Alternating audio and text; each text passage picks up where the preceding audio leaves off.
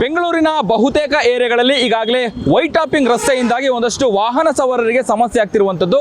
ಅದರಲ್ಲೂ ಬಹಳ ಮುಖ್ಯವಾಗಿ ಈಗಾಗಲೇ ಏನು ಬೆಂಗಳೂರು ನಗರಾಭಿವೃದ್ಧಿ ಸಚಿವರಾದಂತಹ ಕೃಷ್ಣ ಬೈರೇಗೌಡರು ಕಳೆದ ಒಂದು 3-4 ದಿನದ ಹಿಂದೆ ಅಧಿಕಾರಿಗಳಿಗೆ ಖಡಕ್ ಸೂಚನೆಯನ್ನು ಕೂಡ ಕೊಟ್ಟರು, ವಾರ್ನಿಂಗ್ ಅನ್ನು ಮಾಡಿದ್ರು. ಅಂದರೆ ಎಲ್ಲೂ ಕೂಡ ವಾಹನ ಸವಾರರಿಗೆ ಸಮಸ್ಯೆ ಆಗಬಾರ್ದು, ಆ ರಸ್ತೆ ಕಾಮಗಾರಿ ಅಥವಾ ವೈಟ್ ಟಾಪಿಂಗ್ ರಸ್ತೆ ಕಾಮಗಾರಿಯನ್ನು ತ್ವರಿತಗತಿಯಲ್ಲಿ ಮಾಡಬೇಕು ಅನ್ನುವಂಥ ನಿಟ್ಟಿನಲ್ಲಿ ಸೂಚನೆಯನ್ನು ಕೊಟ್ಟರು. ಹಾಗಿದ್ರೆ ವಾಹನ ಸವಾರರಿಗೆ ಇದರಿಂದಾಗಿ ಯಾವ ರೀತಿಯಾದ ಸಮಸ್ಯೆ ಆಗ್ತಾ ಇದೆ, ಕಾಮಗಾರಿ ವಿಳಂಬ ಆಗ್ತಿದೆಯಾ ಅಥವಾ ವೇಗವಾಗಿ ಕೆಲಸ ಕಾಮಗಾರಿಗಳು ಆಗ್ತಿದೆಯಾ, ಈ ಬಗ್ಗೆ ನಾನು ವಾಹನ ಸವಾರರನ್ನ ಮಾತಾಡಿಸ್ತಾ ಹೋಗ್ತೀನಿ. ನನ್ನೊಂದಿಗೆ ಬೈಕ್ ಸವಾರರಿದ್ದಾರೆ, ಅವ್ರನ್ನೇ ಕೇಳ್ತಾ ಹೋಗೋಣ, ಏನು ಹೇಳ್ತಾರೆ ಕೇಳೋಣ. ಸರ್, ಈಗಾಗಲೇ ಕಳೆದ 1-1.5 ವರ್ಷಗಳಿಂದ ಈ ಒಂದು ರಸ್ತೆ ಅಂದರೆ ಈಗಾಗಲೇ ನೀವು ಗಮನಿಸ್ತಾ ಇದ್ದೀರಾ, ಸುಮಾರು 1.5 ವರ್ಷಗಳಿಂದನೂ ಕೂಡ ವೈಟ್ ಟಾಪಿಂಗ್ ಅನ್ನುವಂಥ ಹೆಸರಲ್ಲಿ ರಸ್ತೆ ಅಗಲೀಕರಣ ಅಥವಾ ವಾಹನ ಸವಾರಿಗೆ ಸಮಸ್ಯೆ ಆಗ್ತಿದೆ. ಏನು ಹೇಳಲಿಕ್ಕೆ ಬಯಸ್ತೀರಿ? ಸರ್ ನೋಡಿ, ಇದು ರಾಜ್ಕುಮಾರ್ ರೋಡು ಗದ್ದೆಗೆ ರಾಜಾಜಿನಗರದಲ್ಲಿ ಮೈನ್ ರೋಡ್ ಇದು. ಯಾಕಂದರೆ ಎಲ್ಲ ಊರಿಗೂ ಕನೆಕ್ಟ್ ಆಗೋಂಥ ರೋಡ್ಗಳಿದು. ಈ ರಸ್ತೆಯಲ್ಲಿ ಒಂದು ಅನ್ಕೊಂಡಾಗೆ 1.5 ವರ್ಷದ ಮೇಲೆ ಆಯಿತು ಈ ರೋಡ್ ಕ್ಲೋಸ್ ಮಾಡಿ. ಫಸ್ಟ್ ಆ ಕಡೆ ರೋಡ್ ಕ್ಲೋಸ್ ಮಾಡಿದ್ರು, ತಿರ್ಗಾ ಈ ಕಡೆ ರೋಡ್ ಕ್ಲೋಸ್ ಮಾಡಿದ್ರು. ಫಸ್ಟು ಬಸ್ಗಳಿಂದ ತೊಂದರೆ ಆಗ್ತಾಯಿತ್ತು, ಇವಾಗ 2 ವೀಲರ್ವರೆಗೂ ತೊಂದರೆ ಆಗಿದೆ. ನೀವೇ ನೋಡ್ತಾ ಇದ್ದೀರಾ, ರೋಡೆಲ್ಲ ಬ್ಲಾಕ್ ಮಾಡಿದ್ದಾರೆ. ಬಟ್ ಇದ್ರ ಬಗ್ಗೆ ಯಾವ ಅಧಿಕಾರಿಗಳು ಕೇಳಿದ್ರು ಕರೆಕ್ಟಾಗಿ ಯಾವುದೇ ರೆಸ್ಪಾನ್ಸ್ ಕೊಡ್ತಾಯಿಲ್ಲ. 2-3 ದಿವಸದ ಹಿಂದೆಗಡೆ ಕೃಷ್ಣ ಬೈರೇಗೌಡರು ಒಂದು ಮಾತು ಹೇಳಿದ್ರು, ಎಲ್ಲ ಬೇಗ ಮಾಡಬೇಕು ಅಂತ. ಬಟ್ ನಾವು ಕಂಡಾಗಿ ಇದು ಅಲ್ಲ 1.5 ವರ್ಷದಿಂದ ಪೆಂಡಿಂಗ್ ನಿಂತಿದೆ. ಬಟ್ ಈ ತುದಿಯಿಂದ ಆ ತುದಿವರೆಗೂ ಹೆಚ್ಚಿಕೊಂಡು 4 ಕಿಲೋಮೀಟ್ರ್ ಡಿಸ್ಟೆನ್ಸ್ ಇದೆ. ಇದನ್ನು ಯಾವಾಗ ರೋಡ್ ಕ್ಲೋಸ್ ಮಾಡ್ತಾರೆ ಏನು ಅಂತ ನಾವು ಶಾಸಕರನ್ನ ಸುರೇಶ್ ಕುಮಾರ್ ಅವ್ರನ್ನಾಗಲಿ ಎಲ್ಲರೂ ಭೇಟಿ ಮಾಡಿ ಕೇಳಿದ್ದೀವಿ.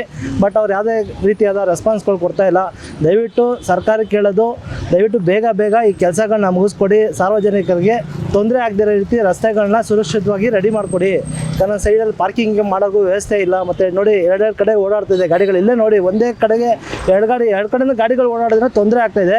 ದಯವಿಟ್ಟು ಇದ್ರ ಬಗ್ಗೆ ಮಾನ್ಯ ಸಚಿವರು ಕೃಷ್ಣ ಬೈರೇಗೌಡರು ಇದ್ರ ಬಗ್ಗೆ ಕ್ರಮ ತಗೋಬೇಕು. ದಯವಿಟ್ಟು ಬೇಗ ಕೆಲಸ ಮಾಡಿ ಬೆಂಗಳೂರನ್ನ ಆದಷ್ಟು ಬೇಗ ರೋಡ್ ಕ್ಲಿಯರ್ ಮಾಡ್ಕೊಡ್ಬೇಕು ಅಂತ ತಮ್ಮಲ್ಲಿ ಕೇಳ್ಕೊತಾ ಇದ್ದೀನಿ. ಸರ್, ಈಗ GBA ಚುನಾವಣೆ ಆಗುತ್ತೆ, ಆ GBA ಚುನಾವಣೆಗೆ ಮುಂಚೆ ಈ ಒಂದು ಕಾಮಗಾರಿಗಳೆಲ್ಲದೂ ಕೂಡ ಪೂರ್ಣ ಆಗುತ್ತಾ, ಮುಗಿಯುತ್ತಾ ಅನ್ನುವಂಥದ್ದು ಪ್ರಶ್ನೆ ಕೂಡ ಇರುವಂಥದ್ದು.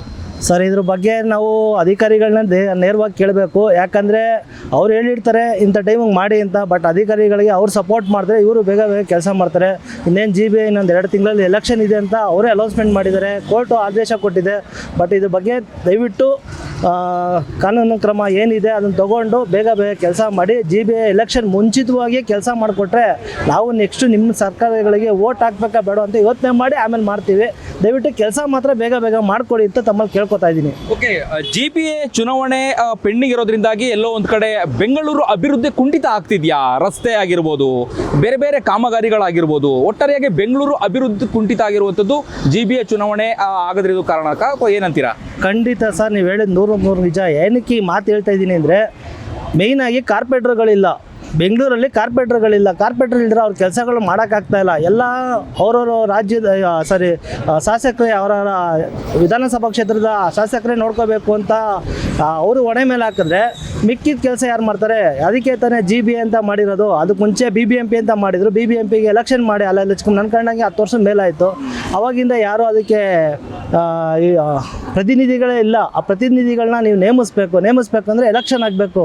ಅವ್ರವ್ರ ಕೆಲಸ ಮಾಡೋಕೆ ಅವ್ರಿಗೆ ಜಾಗ ಮಾಡಿಕೊಡ್ಬೇಕು. ನೀವು 10 ವರ್ಷ 12 ವರ್ಷದಿಂದ ನೀವು ಈ ಥರ ಪೆಂಡಿಂಗ್ ನಿಂತ್ಕೊಂಡಿದ್ರೆ ನಾವು ಯಾರನ್ನ ಹೋಗಿ ಕೇಳೋದು? ಪ್ರತಿಯೊಂದಕ್ಕೂ ಶಾಸಕರನ್ನ ಹೋಗಿ ಕೇಳೋಕ್ಕಾಗತ್ತಾ? ಸಚಿವರು ಮನೆ ಹತ್ರ ಹೋದರೆ ನಮ್ಮನ್ನು ಸೇರಿಸೋದೇ ಇಲ್ಲ. ಕೇಳಿದ್ರೆ ಇಲ್ಲಿದ್ದಾರೆ ಅಂತ ನಮ್ಮನ್ನು ಕೇಳ್ತಾರೆ. ನಾವು ಲೆಟ್ರ್ ತೊಗೊಂಡ್ರೆ ನಾನೇ 2-3 ಸತಿ ಹೋಗಿದ್ದೀನಿ, ಕೈಗೆ ಸಿಗಲ್ಲ, ಮನೆ ಹತ್ರ ಸೇರಿಸ್ಕೊಳ್ಳಲ್ಲ. ಶಾಸಕರನ್ನ ಎಷ್ಟೊತ್ತಿ ಅಂತ ಹೋಗಿ ಕೇಳೋದು? ಅದಕ್ಕೆ ನಮಗೆ ಅಂತ ಒಬ್ಬ ಕಾರ್ಪೊರೇಟ್ರ್ ಇದ್ದರೆ ನಾವು ಅವ್ರ ಹತ್ರ ಹೋಗಿ ಪ್ರಶ್ನೆ ಮಾಡ್ಬೋದು, ನಾನು ನಿಮ್ಗೆ ಓಟ್ ಹಾಕಿದ್ದೀವಿ, ನೀವು ಕೆಲಸ ಮಾಡಿಕೊಡಿ ಅಂತ. ಇವಾಗ ನೀವೇ ನೋಡಿ, 1 ವರ್ಷದಿಂದ ಕೆಲಸ ಮಾಡಿಲ್ಲ, ಬಂದು ಯಾರು ನೋಡ್ತಾರೆ? ಯಾವ ಕಾರ್ಪೊರೇಟ್ರ್ ಬಂದು ನೋಡ್ತಾರೆ? ಕಾರ್ಪೊರೇಟ್ರಿಗಾದ್ರೆ ಭಯ ಇರುತ್ತೆ, ನನ್ನ ಏರಿಯಾದಲ್ಲಿ ಈ ಥರ ತೊಂದರೆ ಆಗಿದೆಯಪ್ಪ ಜನಗಳಿಗೆ ಅಂತ ಅವರು ಪ್ರಶ್ನೆ ಮಾಡ್ತಾರೆ. ಪ್ರಶ್ನೆ ಮಾಡೋಕ್ಕೆ ಯಾರೂ ಇಲ್ಲ. BBMP ಆಯುಕ್ತರನ್ನು ಕೇಳೋಣ ಅಂದರೆ BBMP ಆಯುಕ್ತರು ಕೈಗೆ ಸಿಗಲ್ಲ. ನಾವು BBMPಗೆ ಸುಮಾರು ಸತಿ ಹೋಗಿದ್ದೀವಿ, ಯಾವುದೇ ಕಾರಣಕ್ಕೆ ಏನಕ್ಕೂ ಸಿಗ್ತಾಯಿಲ್ಲ. ಯಾರನ್ನ ಪ್ರಶ್ನೆ ಮಾಡಬೇಕು? ದಯವಿಟ್ಟು ಈ ನಿಮ್ಮ ಚಾನಲ್ ಮುಖಾಂತರ ಕೇಳ್ಕೊಳ್ಳೋದು, ದಯವಿಟ್ಟು ಆದಷ್ಟು ಬೇಗ GBA ಎಲೆಕ್ಷನ್ ಮಾಡಿ ನಮಗೊಬ್ಬ ಒಳ್ಳೆ ಪ್ರತಿನಿಧಿಗಳನ್ನ ನಮ್ಗೆ ಕೊಡಿ. ಜೊತೆಗೆ ರಸ್ತೆ ಕಾಮಗಾರಿಗಳು ಏನೇನಿದೆ ಮೇಯ್ನಾಗಿ ಇದಕ್ಕಿಂತ ಮೊದಲಾಗಿ ರಸ್ತೆ ಗುಂಡಿಗಳನ್ನ ಕ್ಲೋಸ್ ಮಾಡಿ ಅದನ್ನು ತಮ್ಮಲ್ಲಿ ತಾವು ಕೇಳ್ಕೊತಾ ಇದ್ದೀವಿ ನಾವು. ಓಕೆ, ನೂತನ ಮುಖ್ಯಮಂತ್ರಿ DK ಶಿವಕುಮಾರ್ ಅವರ ನೇತೃತ್ವದ ಕಾಂಗ್ರೆಸ್ ಸರ್ಕಾರದಲ್ಲಿ ಬೆಂಗಳೂರು ಅಭಿವೃದ್ಧಿಯನ್ನು ನೀವು ನಿರೀಕ್ಷೆ ಮಾಡ್ತೀರಾ? ಸರ್, ನಾನು ಆಲ್ರೆಡಿ ಅವರು ಬೆಂಗಳೂರು ಅಭಿವೃದ್ಧಿ ನಿಗಮ ಮಂಡಳಿ ಅವರು ಸಚಿವರಾಗಿ ಬೆಂಗಳೂರು ನಿಗಮ ಮಂಡಳಿಗೆ ಸಚಿವರಾದಾಗಲೇ ನಾವು ಆಸೆ ಪಟ್ಟಿದ್ವಿ. ಬಟ್ ಇಲ್ಲಿವರೆಗೂ ಆಗಿಲ್ಲ. ಯಾಕಂದ್ರೆ ನಾವು ಹೇಳ್ಬಾರ್ದು, ಯಾಕೆ ಅವರು ನಮ್ಮ ಕ್ಷೇತ್ರದವರೇ, ನಾವು ಅದನ್ನು ಹೇಳ್ಬಾರ್ದು. ಬಟ್ ಆದರೆ ಮಾಡ್ತಾರೆ ಅಂತ ಒಂದು ನಿರೀಕ್ಷೆಯಲ್ಲಿ ಇದ್ದೀವಿ. ನೋಡೋಣ ಮುಂದಿನ ದಿನಗಳು ಏನು ಮಾಡ್ತಾರೆ ಅಂತ ಗೊತ್ತಾಗ್ತಾ ಇಲ್ಲ. ಎಲ್ಲೇ ಅವ್ರದ್ದು ಬರೀ ಬಿಡ್ದಿದೆ ಅವ್ರದ್ದು ಗಲಾಟೆ ಆಗೋಗಿದೆ. ಬೆಂಗಳೂರು ಬಗ್ಗೆ ಸ್ವಲ್ಪ ದಯವಿಟ್ಟು ಮಾನ್ಯ ಮುಖ್ಯಮಂತ್ರಿಗಳು ಸ್ವಲ್ಪ ತಲೆ ಕೆಡಿಸ್ಕೊಂಡು ನಮ್ಗಳಿಗೆ ರಸ್ತೆನೂ ಸ್ವಲ್ಪ ರೆಡಿ ಮಾಡ್ಕೊಡ್ಬೇಕಂತ ನಮ್ಮಲ್ಲಿ ಕೇಳ್ಕೊತಾ ಇದ್ದೀವಿ. ಎಸ್, ಓಕೆ ಸರ್, ನೀವು ಹೇಳಿ, ರಸ್ತೆ ಅಗಲೀಕರಣ ವೈಟ್ ಟಾಪಿಂಗ್ ಕಾಮಗಾರಿಯಿಂದಾಗಿ ಯಾವ ರೀತಿಯಾಗಿ ಸಮಸ್ಯೆ ಅನುಭವಿಸ್ತಾ ಇದ್ದೀರಾ? ಸಿಕ್ಕಾಪಟ್ಟೆ ಸಮಸ್ಯೆ ಇದೆ ಸರ್. ಒಂದು ಟೂ ವೀಲರ್ ಹೋಗೋಕ್ಕಾಗ್ತಾ ಇಲ್ಲ, ಈ ಥರ ಕಾರ್ಗಳು, ಅದರಿಂದ ಬಸ್ಸುಗಳಿಂದ ಎಲ್ಲದರಿಂದ ಪ್ರಾಬ್ಲಮ್ ಆಗಿದೆ. ಅದು ಆದಷ್ಟು ಬೇಗನೆ ಸ್ವಲ್ಪ ಕ್ಲಿಯರ್ ಮಾಡಿದ್ರೆ ನಮಗೂ ಒಳ್ಳೆಯದು ಅಂತ ನಾವು ಬಯಸ್ತಾ ಇದ್ದೀವಿ ಅಷ್ಟೇ. ಓಕೆ, ಇದಿಷ್ಟು ಬೈಕ್ ಸವಾರರ ಮಾತುಗಳಾಗಿರುವಂಥದ್ದು. ಅಂದರೆ ಈಗಾಗಲೇ ಅಧಿಕಾರಿಗಳಿಗೆ ಸಚಿವ ಕೃಷ್ಣ ಬೈರೇಗೌಡ ಅವರು ಈಗಾಗಲೇ ಸೂಚನೆಯನ್ನು ಕೂಡ ಕೊಟ್ಟಿದ್ದಾರೆ, ಮಾರ್ಗದರ್ಶನ ಕೂಡ ಕೊಟ್ಟಿದ್ದಾರೆ. ಹಾಗಾಗಿ ಕಾಮಗಾರಿಗಳು ಇನ್ನಾದರೂ ಕೂಡ ಬೇಗ ಮುಗಿಯುತ್ತಾ ಅನ್ನುವಂಥದ್ದನ್ನು ಕೂಡ ಈಗ ವಾಹನ ಸವಾರರು, ಬೆಂಗಳೂರಿನ ನಿವಾಸಿಗಳು ಎದುರು ನೋಡ್ತಾ ಇರುವಂಥದ್ದು.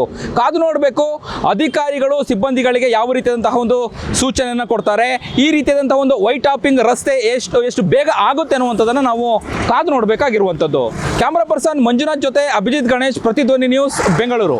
ಹೆಚ್ಚಿನ ವಿಡಿಯೋಗಳಿಗೆ ಪ್ರತಿಧ್ವನಿ ಯೂಟ್ಯೂಬ್ ಚಾನೆಲ್ ಸಬ್ಸ್ಕ್ರೈಬ್ ಮಾಡಿ, ಬೆಲ್ ಐಕಾನ್ ಕ್ಲಿಕ್ ಮಾಡಿ.